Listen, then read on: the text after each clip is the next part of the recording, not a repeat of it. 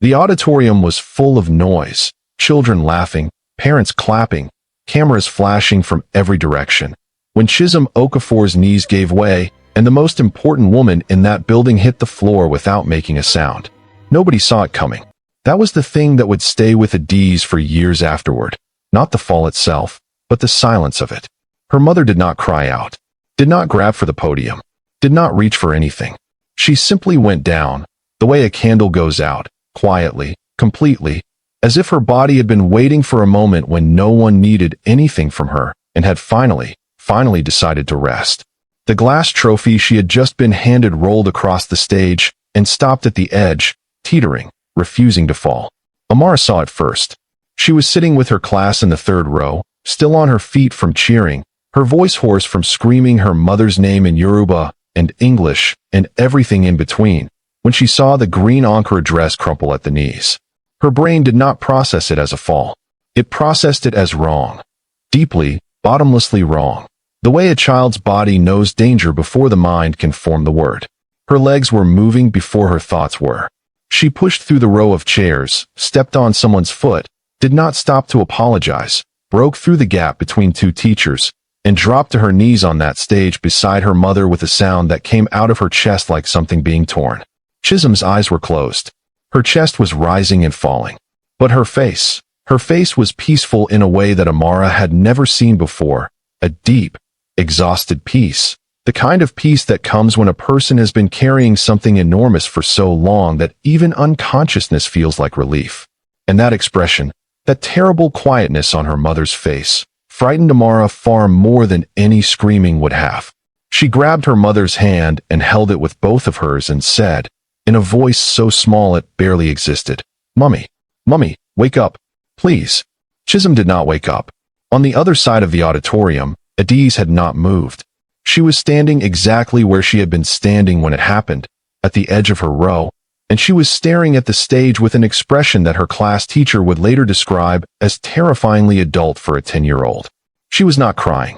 Something in her had switched, some deep, instinctive thing that understood that one of them needed to be still right now, to think, to act, because Amara was already on that stage pouring her whole heart out, and someone else needed to be the other thing. The steady thing. She pushed forward through the crowd of parents and teachers now gathering around the stage, and she went straight for her mother's handbag, which had fallen from Chisom's shoulder and lay open on the floor beside the podium. The emergency contact card. That was what she needed. The laminated white card with the important numbers that her mother had made them both memorize on their first day of school 3 years ago. If anything ever happens and you cannot reach me, you call these numbers in this order.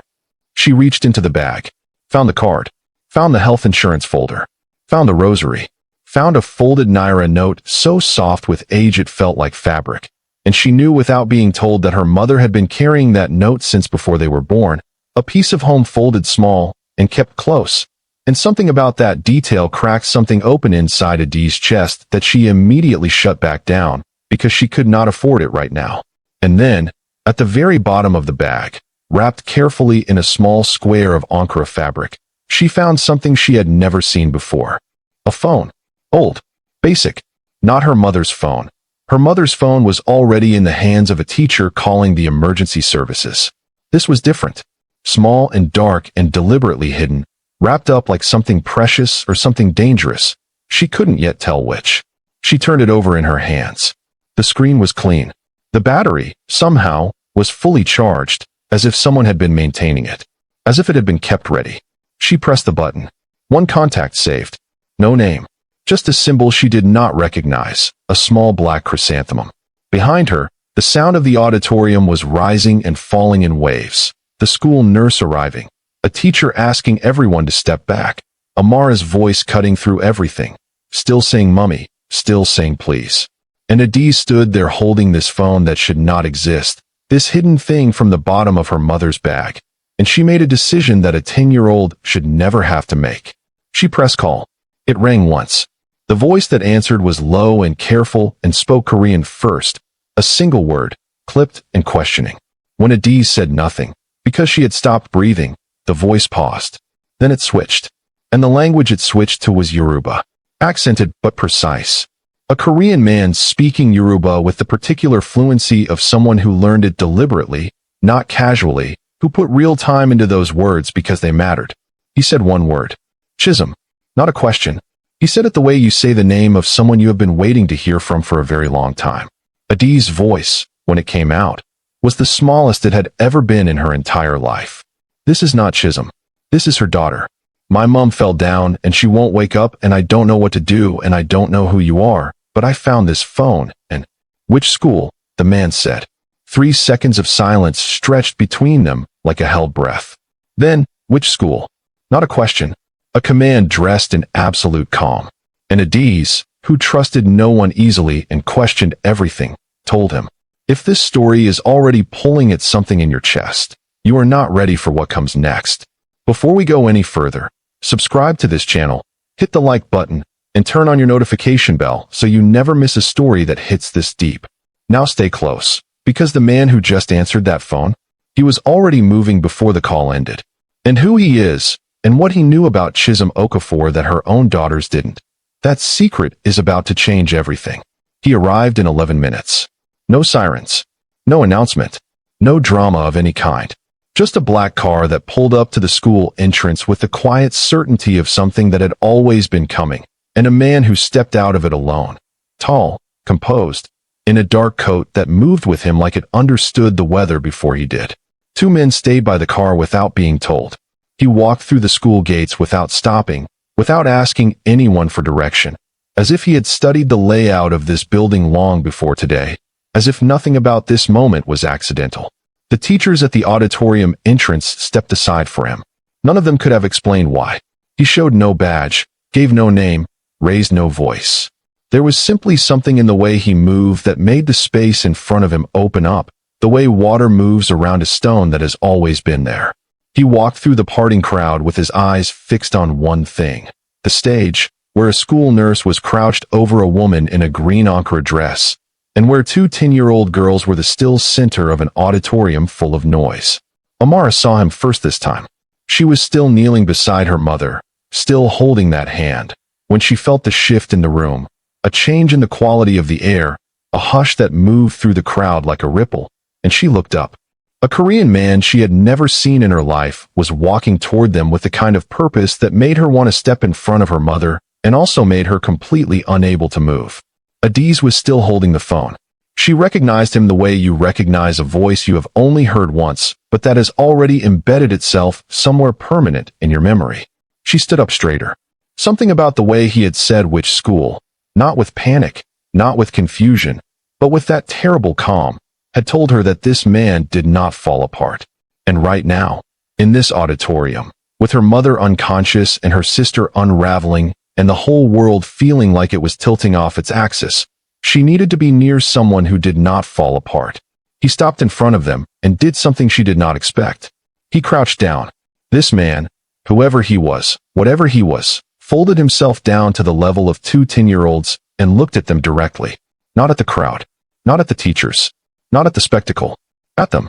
His eyes moved to Adiz first because she was the one holding the phone, and then to Amara, and whatever he saw in Amara's face made something shift almost imperceptibly behind his expression, a tightening around the eyes, quickly controlled, quickly gone. He said in careful, accented English, "You did well to call. Your mother is going to be okay." Amara stared at him. "How do you know?" "Because she has survived harder things than this," he said. "And so have you." It was the wrong answer for a question that needed a medical explanation, and it was completely, inexplicably, the right answer for 2 girls who needed someone to believe out loud what they were too frightened to believe for themselves. Amara's grip on her mother's hand tightened. She did not look away from him. "Do you know our mom?" she asked. He looked at Chisom's face then. Really looked, the way you look at something you have only seen in photographs for 20 years and are now seeing in full color for the first time. His jaw tightened once. Just once. "She did something for me a long time ago," he said. "Before you were born. Something I have never been able to properly repay." Adiz said, quietly, with all 10 years of her sharpness fully present. "What did she do?" He looked at her. Something in his expression acknowledged that she was not a child asking a child's question. She was asking the question. The real one. The one underneath everything. "She did not run," he said, when everyone else did. The ambulance arrived before either twin could ask what that meant, and the moment fractured into movement. Paramedics, equipment, voices overlapping in Korean and English, the school nurse stepping back, the crowd pressing forward, a teacher putting a hand on Adi's shoulder that she gently and firmly moved away. Through all of it, Kwon Jae-won stood where he was, watching without interfering, until the paramedics began discussing which facility to transfer Chisom to. Then he made one phone call. 15 seconds. Soft Korean spoken into the phone with the kind of quiet authority that does not ask and does not negotiate. When he hung up, he said to the lead paramedic, "Gangnam Severance Private Wing. Room is prepared." The paramedic looked at him for a moment, then nodded. Adiz noticed this. She stored it. The twins rode in the ambulance with their mother, Amara sitting pressed against Chisom's side, Adiz sitting upright with her hands in her lap, watching her mother's face for any sign of waking. The black car followed. She could see it through the ambulance window, steady, unhurried, maintaining exactly the right distance. Never lost, never rushed, just there. At the hospital, the doctor came out after 40 minutes that felt like 40 years, and he sat down in front of the girls with the careful face of someone who has delivered difficult news so many times that he has developed a specific expression for it. Not cold, not warm, somewhere professional and measured in between. He told them that their mother was stable, that she had experienced a sudden drop in blood pressure connected to severe and chronic exhaustion, serious iron deficiency anemia, and what he called, with a slight hesitation, accumulated physiological stress over a prolonged period. What he meant, in the language underneath the medical language, was that Chisom Okafor had been running on empty for so long that her body had quietly been filing complaints for months, and today, on the stage, in the moment she was finally being seen and celebrated, with both her daughters screaming her name and a glass trophy in her hands, her body had simply handed in its resignation. She had been pouring out for so long she had forgotten to pour back in. Amara cried then. The kind of crying that has been building for 2 hours and finally finds the exit. Deep, shaking, entirely honest. Adiz put her arm around her sister's shoulders and stared at the floor and did not cry, but her hand gripped Amara's arm so tightly that Amara would find the marks later. Kwon Jae-won was sitting across the corridor, straight-backed, coat folded across his knee, waiting without performing patience. When the doctor left, he did not move toward them immediately. He gave them 60 seconds. Exactly 60 seconds of privacy inside their grief. And then he crossed the corridor and sat down beside them, not too close, and said nothing, and the nothing he said was somehow exactly the right thing. After a while, Adiz looked up. "You paid for this room," she said. It was not a question. He said nothing. "You told the ambulance where to bring her before anyone asked you anything," she said. Still nothing. "You knew this hospital," she said. "You knew the wing. You knew the room number. You said room is prepared like you had already." She stopped. Looked at him fully. "How long have you known about us?" Kwon Jae-won looked at this 10-year-old girl. This girl with her mother's eyes and her mother's refusal to look away from something difficult.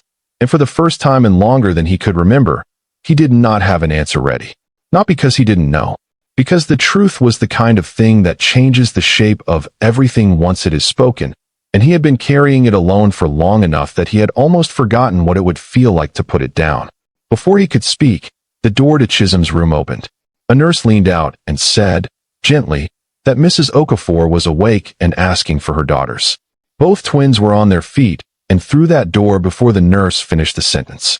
They thought the hardest part was over. They were wrong. Because what Chisom was about to whisper to her daughters from that hospital bed, what she had been keeping in the dark for 22 years, was not a story about survival. It was a confession.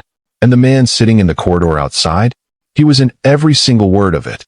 If you are not yet subscribed, do it right now. Hit that subscribe button and the notification bell, because the next part of this story is where everything breaks open and nothing will ever be the same again. Stay with us. Chisom's eyes opened slowly, like someone surfacing from very deep water, and the first thing she saw was the ceiling of a room that was too clean and too quiet to be anything she had paid for herself. The sheets were white and pressed. The equipment beside her was private ward quality. There was a single window with the Gangnam skyline behind it, all glass and cold light, and she knew, before she turned her head, before she saw her daughters' faces, Before she processed anything else, she knew exactly whose hands had arranged this room. She closed her eyes again. Not from pain. From something older and more complicated than pain. Adiz and Amara came through the door like a wave, and whatever composure Chisom had been trying to gather dissolved the moment she felt their weight on either side of her on that bed. Amara pressing her face into her mother's shoulder, Adiz taking her hand and holding it the way you hold something you nearly lost, with the specific, desperate gentleness of someone who now understands that the thing they are holding is not permanent. Chisom wrapped her arms around both of them, and for a long moment nobody spoke, and the room held nothing but the sound of three people breathing the same air and being grateful for it. Then Amara lifted her face and looked at her mother with red eyes and said, "You knew you were sick." It was not a question. It came out of her the way truth comes out of children. Direct, undecorated, impossible to deflect. Chisom was quiet for 3 seconds. 3 seconds that answered everything. "I was tired," she said carefully. "I did not know it was this serious." Adiz, sitting on the other side, said nothing. She was looking at her mother with that expression again. That 10-year-old expression that was not 10 years old at all. Then she reached into the pocket of her school uniform and placed the burner phone on the bed between them. The room changed temperature. Chisom looked at the phone, then at Adiz, then at the phone again. Her face went through several things in quick succession: recognition, resignation, a grief that had nothing to do with illness and everything to do with time. "You called him," she said. "I didn't know who he was," Adiz said. "I was looking for the emergency card, and I found it at the bottom of your bag wrapped up like a secret. You were on the floor and Amara was crying, and I just..." Her voice, so controlled until this moment, fractured on the last word. She pressed her lips together and held it. "I just needed someone to come." Chisom reached out and covered Adiz's hand with hers. "You did right," she said softly. "You did exactly right." "Who is he, Mummy?" Amara asked. Chisom looked at the ceiling. Outside the window, Seoul was doing what Seoul always did. Moving, glittering, indifferent, enormous. And somewhere in this building a man was sitting in a corridor waiting to be told whether to stay or go. And Chisom Okafor had run out of reasons to keep the story locked. She exhaled. Long, slow. The way you exhale before you step off something high. "When I first came to Seoul," she began, "I was 22 years old and I knew nobody. I had a suitcase, a job offer, and the particular kind of courage that comes from not yet understanding how many things can go wrong." She paused. "I was working as a trade interpreter in Mapogu. A business meeting. I thought it was legitimate. I did not understand until I was already inside the building what kind of business it really was." Amara's eyes were wide. Adiz had gone completely still. "There were gunshots," Chisom said, simply, as if she were describing weather. "Everyone ran. I ran too, down a corridor, and I turned a corner, and there was a man on the floor. Young, not much older than me. He was bleeding, and he was conscious enough to know he was in trouble, and his eyes..." She stopped. "His eyes were not afraid. That was what stopped me. Everyone else was afraid and running, and this man on the floor was just looking at the ceiling with this absolute terrible calm, like he had already accepted what was coming." "And you didn't run," Adiz said. "I did not run," Chisom said. "I don't fully know why. Maybe because he looked the way I felt on my first week in this city, alone in a place that was not built for you, trying not to show how frightened you are. Maybe I just recognized something. I pulled him to my car. He told me where to go. I drove." She shook her head slowly. "I was shaking so hard I could barely hold the steering wheel, but I drove." "That was him," Amara whispered. "The man outside." "That was Kwon Jae-won," Chisom said. "Yes." The name landed in the room like a stone dropped in still water. Both twins felt the ripples without fully understanding the depth.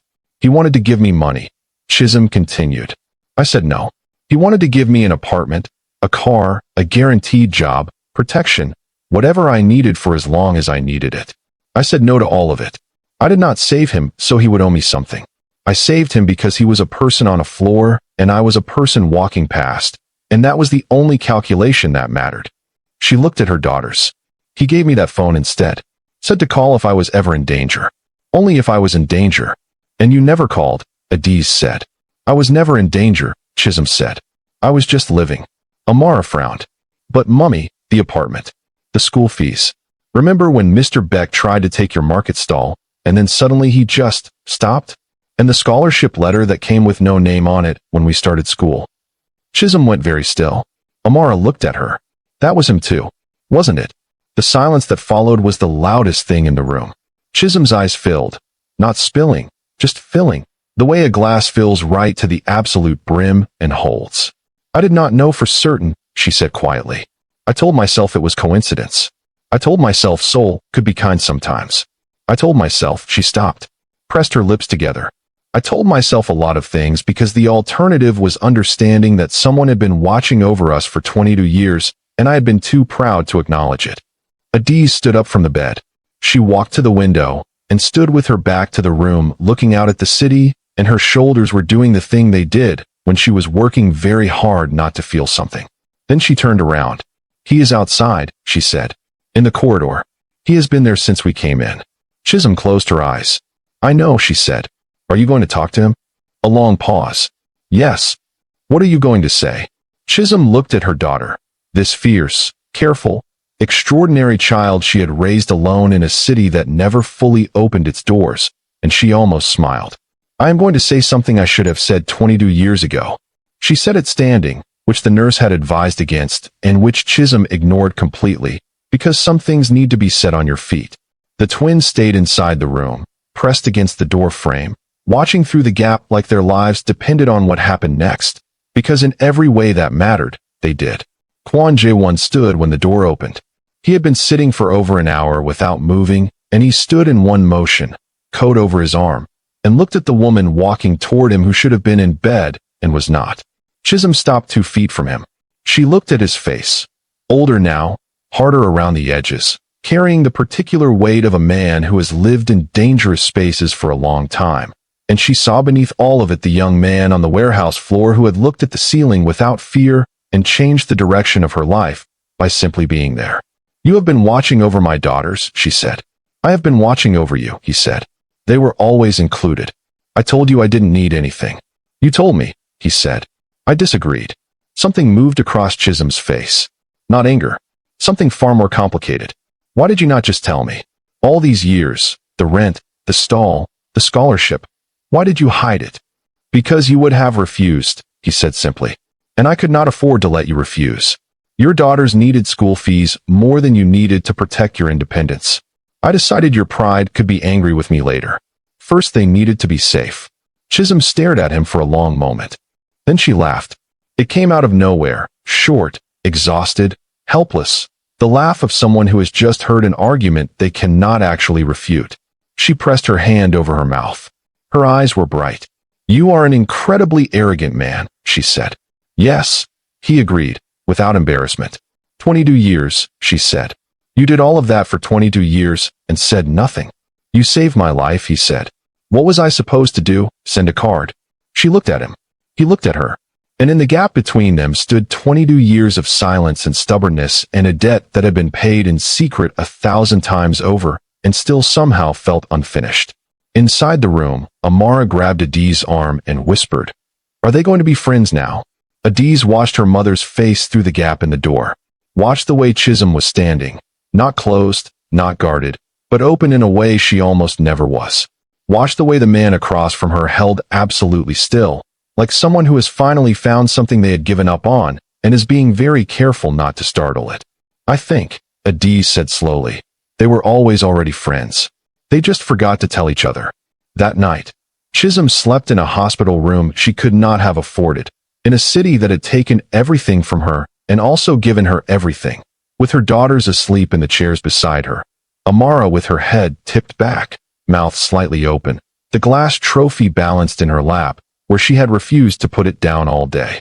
Adiz curled sideways with her school uniform still on, one shoe off, the burner phone held loosely in her hand even in sleep, like she was not quite ready to give it back yet. In the corridor, a man sat with his coat across his knee and did not leave. And Chisom, drifting toward sleep with the Seoul skyline glowing through the window, thought about a 22-year-old girl who had once turned a corner in a burning building and chosen not to run, and understood, finally, fully, with every tired and grateful bone in her body, that the life she had built from that single moment of courage was not an accident. It was not luck. It was not coincidence. It was the compound interest of one good decision, paying out quietly, faithfully, for 22 years. She closed her eyes. She slept. And that, right there, is what no one tells you. That one moment of courage, one decision to stay when everything in you says run, can quietly build an entire life. Chisom never asked for a reward. She never kept score. She just did the right thing in a dark corridor when no one was watching. And the universe, in its own time, in its own language, answered. If this story moved something in you, if you saw your mother in Chisom, or yourself in those twins, then this channel is exactly where you need to be. Subscribe right now. Turn on your notification bell. Hit the like button. Every story on this channel is built to make you feel something real. Share this video with someone you love, a mother, a sister, a friend who needs to be reminded that their quiet sacrifices are never invisible, even when it feels that way. Drop your location in the comments. Let us know where in the world this story found you today. Thank you so much for watching and staying to the end. Let me know in the comment section if you need the part 2 of this particular story. Thank you so much.